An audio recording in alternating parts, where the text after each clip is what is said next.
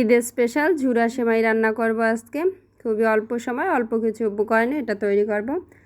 Hello everyone, আসসালামু আলাইকুম। স্বাগত মুস্কান কুকিং স্টুডিও। আজকে তৈরি করব ঝুরা সেমাই। ভিডিও ভালো লাগলে লাইক দিতে ভুলবেন না এবং চ্যানেলটি সাবস্ক্রাইব করে আমার পাশেই থাকবেন এবং সবার আগে আমার ভিডিও পেতে বেল আইকন প্রেস করবেন। ঝুরা সেমাই তৈরির জন্য প্রথমে একটা প্যান নিয়েছি, এখানে দিয়ে দিব ঘি। এখানে আমি হাফ কাপ ঘি দিয়েছি। এখন এখানে দিয়ে দিব বাদাম। এখানে আমি চীনা বাদাম নিয়েছি 1/4 কাপ। চীনা বাদামের পরিমাণটা বেশি, অন্য বাদামগুলোর পরিমাণ একটু কম আছে। ওই পর্যায়ে এখানে দিয়ে দিব কাঠবাদাম কুচি। এখানে 6 থেকে 7টা কাঠবাদাম নিয়েছি, এগুলো আমি একটু কুচি করে দিয়েছি।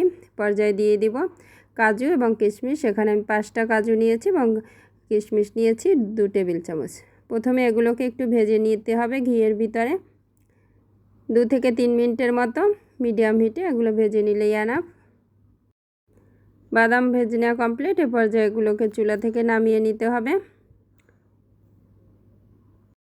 পর্যায়ে প্যানে যে অবশিষ্ট ঘি আছে এর ভিতরে আমি দিয়ে দিব সেমাই। এখানে আমি 1 কাপ সেমাই নিয়েছি, নর্মাল সেমাইটা। সেমাইগুলো প্রথমে একটু ভেজে নিতে হবে। সেমাই দিয়ে 2 মিনিটের মতো ভেজে নিব। এরপর এখানে দিয়ে দিব 2 টুকরো দারচিনি, 2টা এলাচ এবং একটা তেজপাতা। তেজপাতা আমি মাঝখান থেকে ছিঁড়ে দিয়েছি। সেমাইটা মোটামুটি ভাজা কমপ্লিট। এ পর্যায়ে এখানে দিয়ে দিব নারকেল কোড়া। এখানে আমি হাফ কাপ নারকেল কোড়া দিয়েছি। কেউ যদি চান এটা স্কিপ করতে পারেন, তবে দিলে কিন্তু টেস্টটা বেশ ভালো আসে। নারকেল কোড়াটা দিয়ে আবারও বেশ খানিকক্ষণ এটা ভেজে নিতে হবে। নারকেল কোড়া দিয়ে আবার 5 মিনিটের মতো ভেজে নিয়েছি, ভাজা কমপ্লিট। এ পর্যায়ে এখানে দিয়ে দিব পানি। এখানে আমি হাফ কাপ পানি অ্যাড করছি। পানি দিয়ে আবার নেড়ে চেড়ে দিব। এ পর্যায়ে জাল করে নিব মিডিয়াম আঁচে। পানিটা শুকিয়ে যাওয়া পর্যন্ত ওয়েট করব।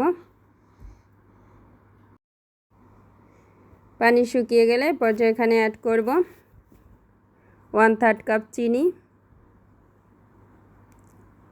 দিয়ে দিব 1/4 কাপ গুঁড়া দুধ। এগুলো দিয়ে আবার একসাথে খুব ভালো করে নেড়েচেড়ে মিশিয়ে নিতে হবে।